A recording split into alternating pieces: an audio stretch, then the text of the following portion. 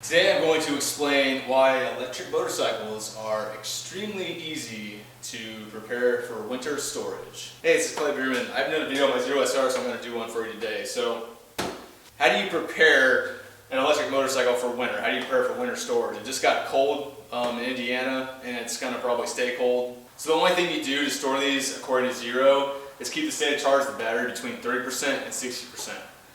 Which is really easy to do. Other than that, the only fluids on the bike are the brake fluids, so there's really nothing else to do. I would recommend keeping the tires properly inflated. Inflate the tires to close to their max pressure cold, and then maybe like once a month, like get it out and just kind of like maybe roll it around if the pavement's dry or if it's dry outside or a nice day, and just kind of ride it around a little bit. Pretty simple. It's almost comically easy. One of the great things about that is that if you get like a, with global warming, the northeastern Indiana winters aren't as bad as it used to be, so in January you get a 60-degree day and you want to go for a ride. All you have to do is maybe adjust the pressure of the tires and top off the charge if you want. You don't have to. 60% is state of charge. For me, I at least have 60 miles I can go for a ride when it's cold outside. You just take the bike out and go. If you have like a regular bike and you like take the battery out and keep it on like a trickle charger or fill up your gas tank and put stable in it, you don't have to worry about that stuff. You just take it out and go ride it. That's really all there is to it. Let's see if she's charged up in the proper 30% to 60%.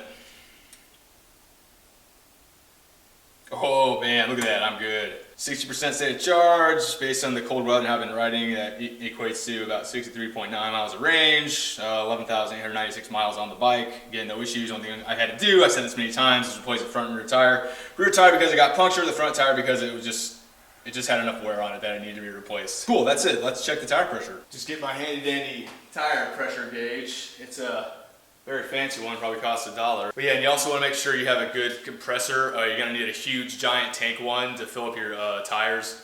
I'm just kidding. You know what I got for compressors? Right here, baby. Ugh. This is all you need. Don't let anybody tell you different. Alright, rear tire, if you don't know, on the side of the tire, it gives you the max pressure on a cold tire. These are cold, it's been sitting here for a couple days. So you just zoom in. But anyway, you want to look at this number here. 41 PSI cold, that's what I go by. So 41 PSI on the rear tire. Let's see where we're at. Unscrew these. Take my gauge, my fancy gauge. Yeah, so we're at 36, so I want to put in about, I want to get her to like 39, 40. I don't want to like put it all the way to the max, just to give it some space. And it's gonna get colder anyway, so. Got my handy dandy air compressor right here. Just put that bad boy right up there. Push it in. With these tires, it doesn't take many pumps to get a couple PSI in, so I'm gonna do 5 pumps, see where we're at.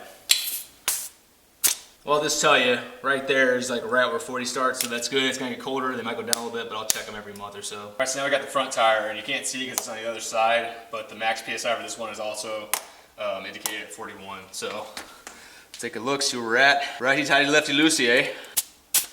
All right, we're at about 34, so let's give her some pumps.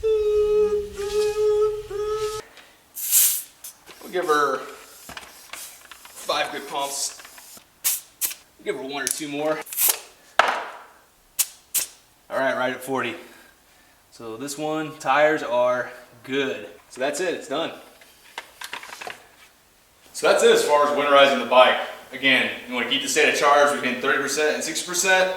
Check it once a month. If it falls below 30%, plug it in, top it off at 60, unplug it. I would get it out and roll it around a little bit, like if it's a nice day outside, once a month. Get the tires sitting on different spots, it'll get flat spots on the tires. Keep it clean, make sure there's nothing making nests inside of it, do an inspection once in a while. Finally, you get an old t-shirt. Let's do an old Harley Davidson shirt right there, kind of as a, I don't know if that's ironic or not, but just a little cover over the top, just to keep dust off of it, I guess. I don't really care if it gets dirty. I take a wet rag and wipe it off in 10 seconds, but then the sweatshirt I use when I go outside right there. So that's it. It's been Clay Bierman. Hope you enjoyed my Zero SR video. I guess I'll take it out next year when it warms up, or in a month when it's 70 degrees in December. See you next time.